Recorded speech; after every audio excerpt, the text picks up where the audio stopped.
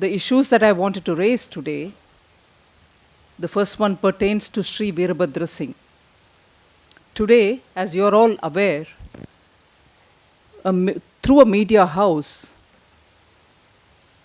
information is coming about Sri Veerbhadra Singh during his tenure as Chief Minister of Himachal Pradesh in the years between 2003 and 2006. His relatives have allegedly been buying land which falls foul of the Tenancy and Land Reforms Bill of Act of Himachal Pradesh, where even if you are a Himachali native, if you are a non-agriculturist, to buy land and to give it away to builders is not permitted. And there are very many more details of that law against which the relatives of Sri Veerbhadra Singh have been working during his time as Chief Minister during 2003 and 2006. Through the expose which has come from the media, it's also very clear that there were income tax evasions too. So both under the Income Tax Act and also the Land and Tenancy and Land Reforms Act of Himachal Pradesh, Sri Veerbhadra Singh has a lot of things to answer. We already know there is a prosecution going on about setting up cement and distillery factories in Himachal Pradesh, probably in Solan.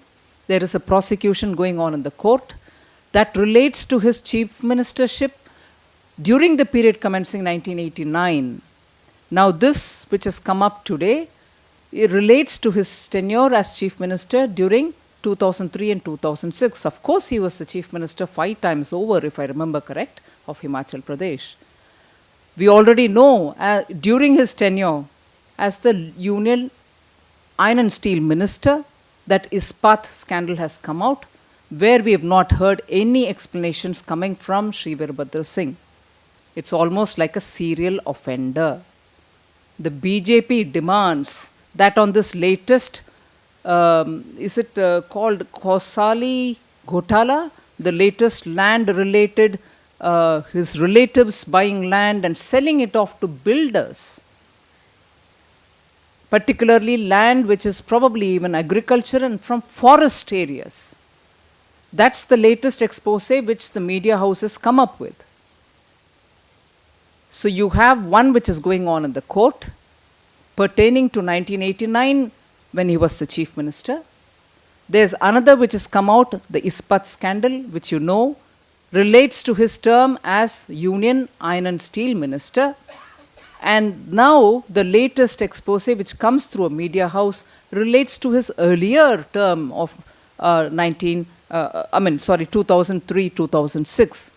So we demand from the BJP that on the latest expose which has come out of the media about his relatives buying land belonging to agriculture and forest department areas, lands which have been acquired, even if by Himachalis or together with builders from outside Himachal Pradesh, being converted to become multi-storied apartments or any other complex, which is essentially a non-agricultural use.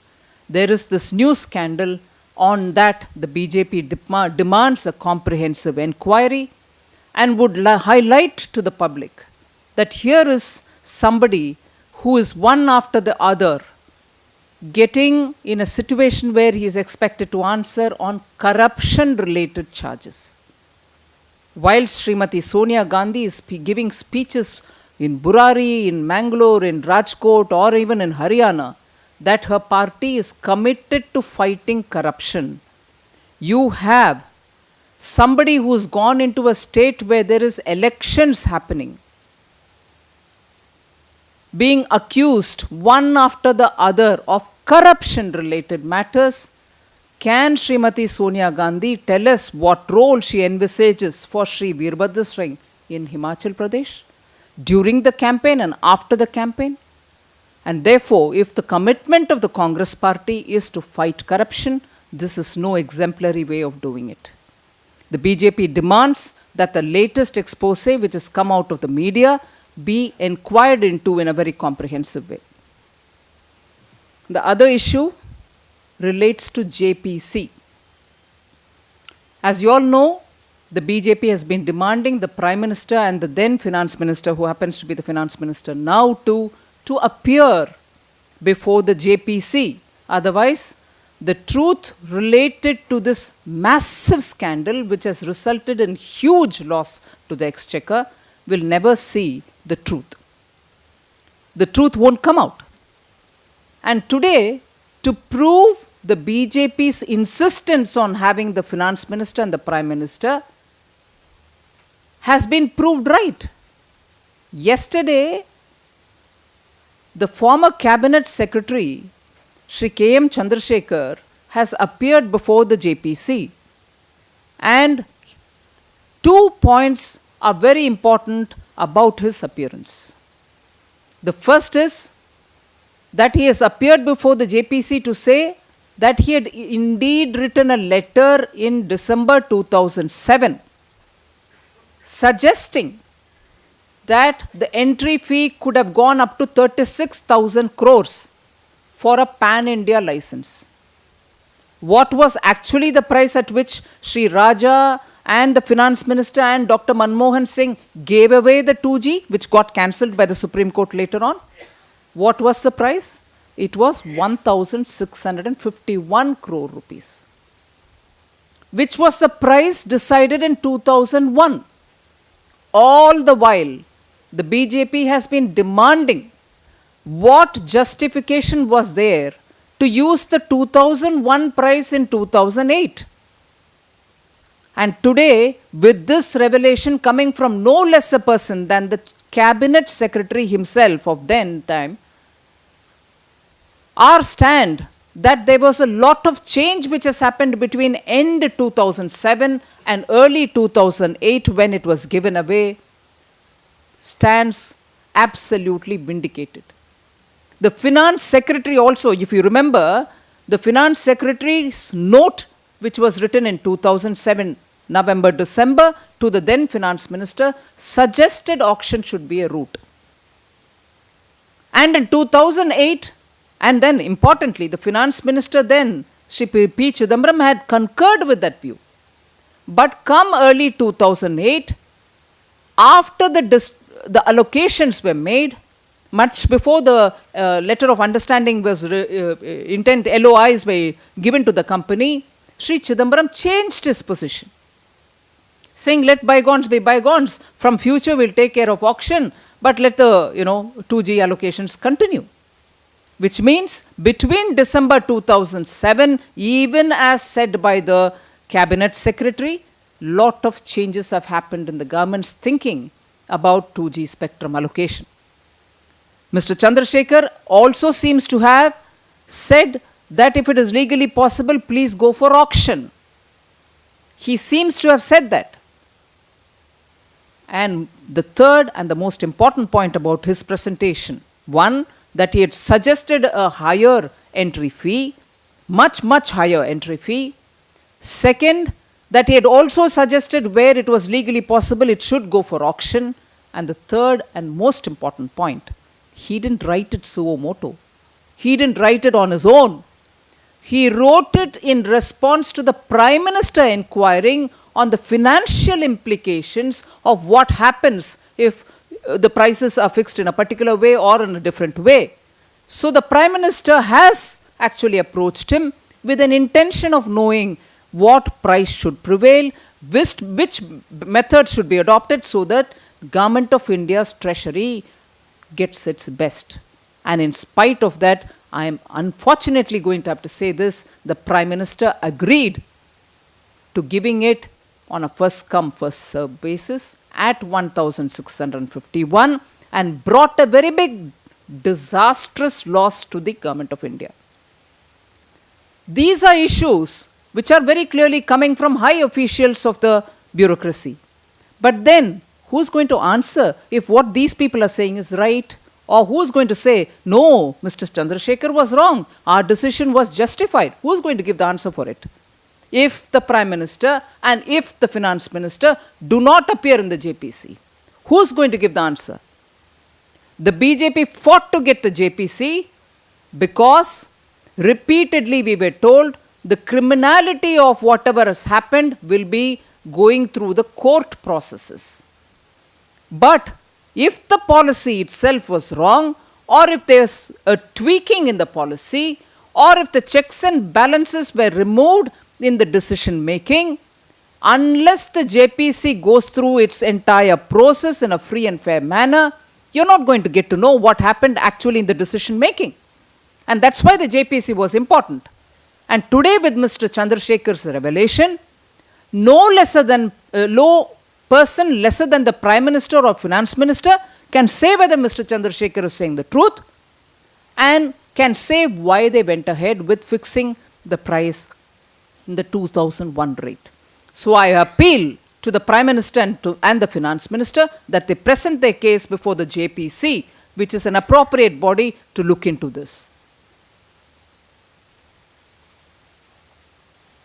And finally, I did refer to Srimati Sonia Gandhi's speech in Mangalore. A lot has been said about corruption, fighting corruption, getting angry. BJP is promoting corruption and listing as though the Indian citizens do not know where BJP is in the ruling. She has not looked at her neighbor, Andhra Pradesh, where her government is going on.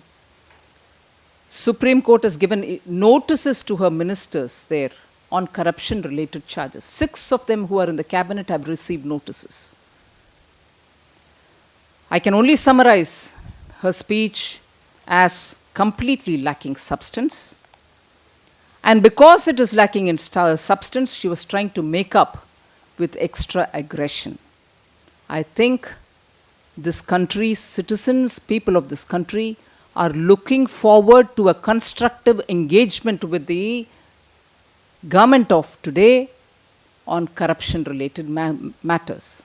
So let us take answers from Srimati Sonia Gandhi rather than throwing bitter allegations against people who are questioning them on corruption without substantive reasons. And whether 2G is giving us a loss because of the earlier allocation was a loss or not, the CAG has explained its position several times. So I suppose we should look at it in a holistic fashion, and the fashion with which we have to emphasize it is 2001 cannot be relevant in terms of price fixation in 2008.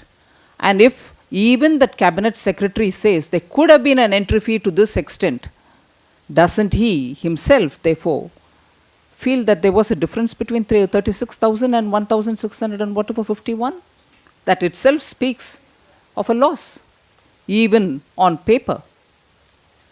BJP is not attending the JPC has been explained several times over. As I now said, unless the Prime Minister or Finance Minister come to explain what Mr. Chandrasekhar's statement is, say it is untruth, say it is truth, say, explain it. Who else can do it? We therefore think our demand that the Prime Minister and the Finance Minister should come is perfectly legitimate. But on the question that what if they don't, it just exposes that the Congress party is not keen on coming up clean on this 2G spectrum allocation, and the people of India are watching it.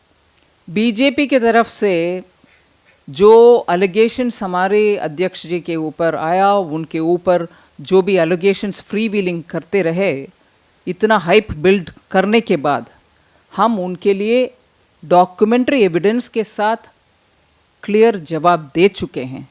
अभी उनके तरफ से अगर उनके ऊपर आरोप लगा रहे हैं, वो जवाब देना ही है उनके पक्ष से. जहाँ तक मैं ऑफिशियल स्पोक्सपर्सन संघ के उनके स्टेटमेंट को सुनकर आई थी, वो तो क्लियर बोल रहे हैं कि प्राइम मिनिस्टर कैंडिडेट होना है, नहीं होना है, कौन होंगे, ये सब भारतीय जनता पार्टी तय करेगी. यही बात हम पहले से बोलकर आ रहे हैं, उसी में हम रहेंगे, उसी बात में ही रहेंगे. नाराज़गी नहीं है. जो रिपोर्ट प्रेस में आ रही है उसके ऊपर डेफिनेटली पार्टी के कुछ प्रेस रिलीज आएगी, आप ठहरिए, उसमें कुछ दिक्कत नहीं है, वो गलत रिपोर्ट है. I understand you're from the media, and I understand lots of perceptions may prevail outside. But as regards irrigation scam, as regards a lot of things which are happening in Maharashtra, over just not last year, over the years, the BJP has stood up and raised a lot of issues in the assembly, even on issues related to Sharad Pawar. So, if it is convenient for a section of whoever outside to say, oh, probably, you're silent. We have never been silent against any particular leader or any particular issue. Where there are issues to be raised, whether in Maharashtra or in Delhi, we have been consistently raising issues which affect the common people and which are matters related to corruption. So that is a galat fehmi, if I can say anything. बिल्कुल शामिल होंगे, इसीलिए मैं बार बार बोल रही हूँ. कल भी परसों भी शाम को जब इसके ऊपर मैं टिप्पणी देते रहे, ये बात स्पष्ट है कि मुख्यमंत्री जी नरेंद्र भाई मोदी जब चीफ मिनिस्टर्स के कॉन्क्लेव में बात कर रहे थे इधर सितंबर माह में, और उसके बाद हमारी राष्ट्रीय परिषद और कार्यकारिणी हुई सूरजकुंड में, उन दोनों सदस्य में से